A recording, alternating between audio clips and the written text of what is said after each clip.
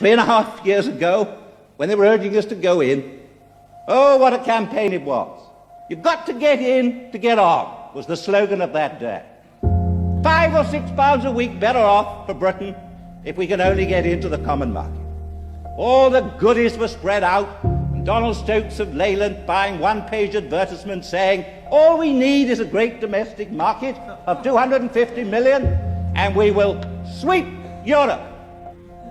And you know what has happened, and this is the one significance of the trade figure. I'm not arguing who cares about the actual details of the size of it. That doesn't matter, it's the trend. The trend. 3 years ago, 4 years ago, we were almost in balance with the common market countries. What's happened since? 500 million down in 72, 1,000 million in 73, 2,000 million in 74, running now at the rate of 2,400 million this year. Don't you see what that's going to do to the prosperity of this country? You can't go on borrowing that. And you add to that the burdens I mentioned a moment ago, and we are under great threat. We're in peril at the present time, and the country must know. Therefore, now what do they say? What is the message that comes now?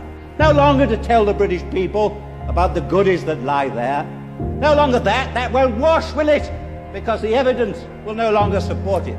So the message that comes out is fear, fear, fear. Fear because you won't have any food. Fear of unemployment. Fear that we've somehow been so reduced as a country that we can no longer, as it were, totter about in the world, independent as a nation. And a constant attrition of our morale, a constant attempt to tell us that what we have, and what we have is not only our own achievement, but what generations of Englishmen have helped us to achieve, is not worth a damn. The kind of laughter that greeted the early references that I made, that what was involved was the transfer of the whole of our democratic system to others. Not a damn. Well, I tell you what we now have to face in Britain, what the whole argument is about, now that the fraud and the promise has been exposed. What it's about is basically the morale and the self-confidence of our people. We can shape our future.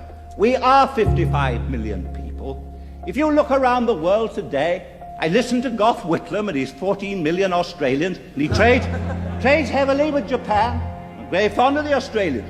But do you think he's going to enter into a relationship with Japan, where he gives Japan the right to make the laws in Australia? Do you think Canada, 22 million of them, and to the south a great and friendly nation? Yes, they are.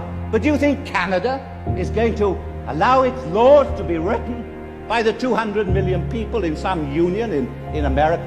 No, no, of course not. The whole thing is an absurdity. And therefore I urge you to reject it. I urge you to say no to this motion. And I urge the whole British country to say no on Thursday in the referendum.